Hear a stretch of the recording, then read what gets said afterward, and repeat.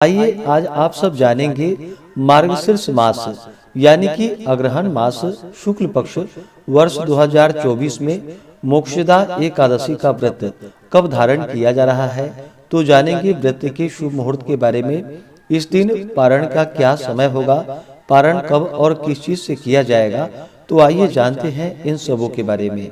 आप सभी भक्तों को मोक्षदा एकादशी व्रत की ढेर सारी शुभकामनाएं। आप सभी के जीवन में लक्ष्मी नारायण की कृपा से आप सभी को सभी प्रकार के सुख और समृद्धि की प्राप्ति हो। प्रत्येक माह के कृष्ण पक्ष और शुक्ल पक्ष की एकादशी तिथि के दिन एकादशी का व्रत धारण किया जाता है। सभी एकादशियों का अपना अपना विशेष महत्व माना गया है। इसी प्रकार से मार्गशीर्ष मास शुक्ल पक्ष की मोक्षदा एकादशी व्रत का अपना विशेष महत्व माना गया है।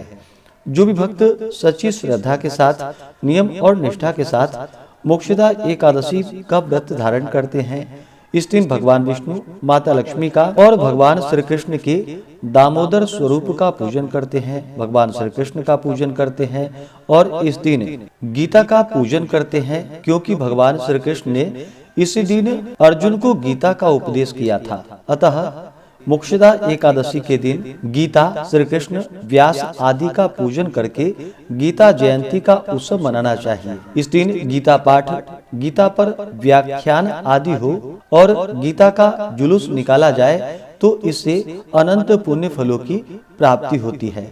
मोक्षदा एकादशी व्रत करने वाले व्यक्ति को चाहिए कि दशमी तिथि के दिन, जो कि जौ और मूंग की रोटी, दाल आदि का प्रयोग करके, सेंधा नमक का प्रयोग करके सात्विक आहार ग्रहण करे, तेल के जगह पर घी का उपयोग करे। इस प्रकार दशमी को एक ही समय भोजन करके रात्रि एकादशी व्रत का स्मरण करते हुए ब्रह्मचर्य का पालन करते हुए सोना चाहिए।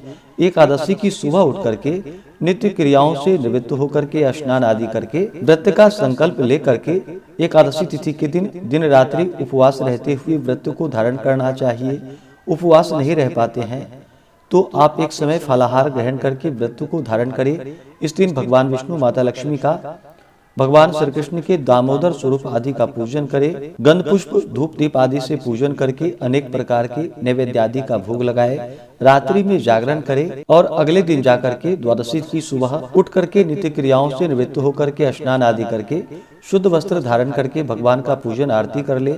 उसके बाद ब्राह्मणों को भोजन करवाए, ब्राह्मणों को दान और दक्षिणा दे और फिर समय के अनुसार व्रत का पारण करे। इस प्रकार करने से व्यक्ति को मोक्ष की प्राप्ति होती है। इस एकादशी व्रत के प्रभाव से मनुष्य के अनेक प्रकार के पाप और ताप नष्ट होते हैं, इसलिए इसका नाम मोक्षदा है। यह मोक्ष प्रदान करने वाली है। तो आइए जानते हैं मोक्षदा एकादशी व्रत के शुभ मुहूर्त पारण समय के बारे में।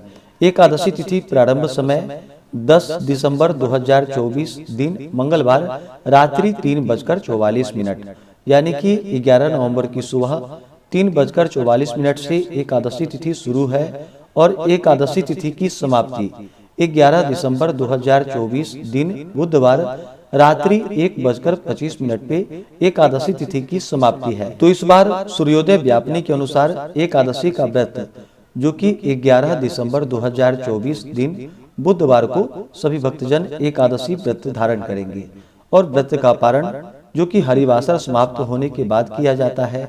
हरिवासर का समय द्वादशी तिथि का पहला चौथाई हिस्सा हरिवासर का होता है। तो द्वादशी तिथि की जो समाप्ति है वह 12 दिसंबर 2024 दिन गुरुवार को रात्रि 10:27 पे द्वादशी तिथि की समाप्ति है। तो व्रत का पारण 12 दिसंबर को सुबह 7:07 से सुबह 9:09 तक मोक्षदा एकादशी व्रत का पारण किया जाएगा। इस व्रत का पारण गौमूत्रेण पारणम, गौमूत्र से व्रत का पारण है। यह संभव ना हो तो आप जल, फल या तुलसी दल से व्रत का पारण करें। 11 दिसंबर को ब्रह्म मुहूर्त का समय सुबह 5:15 से सुबह 6:09 तक होगा। सूर्योदय का समय सुबह 6:35 और सूर्यास्त शाम 5:10 होगा। 11 दिसंबर को राहु काल का समय सुबह 11:51 से दोपहर 1:10 तक होगा और 12 दिसंबर को दोपहर 1:11 से दोपहर 2:30 तक होगा। राहु काल समय के दौरान कोई भी शुभ कार्य या नया कार्य नहीं करना चाहिए, इस बात का ध्यान रखें। नक्षत्र रेवती सुबह 11:48 तक होगा, उसके बाद अश्विनी नक्षत्र होगा। योग वरियान सुबह 6:48 तक, उसके बाद परिध योग होगा। 11 दिसंबर को रवि योग भी बन रहा है, जो कि सुबह 7:04 से सुबह 11:48 तक होगा। तो इस दिन भगवान का पूरे विधि विधान के साथ पूजन करें, कथा श्रवण करें, भगवान की आरती करें, पुरुषोक्त मंत्र आदि का पाठ या श्रवण करें, विष्णु सहस्त्र नाम आदि का पाठ या श्रवण करें, तो यह बड़ा ही पुण्यफलदायी होता है। एकादशी व्रत रखने वाले को शुद्ध और सात्विकता का पालन करना चाहिए। व्रत के दौरान किसी के ऊपर क्रोध नहीं करनी चाहिए। अपने मन में किसी के प्रति ईर्ष्या या द्वेष का भाव नहीं लाना चाहिए।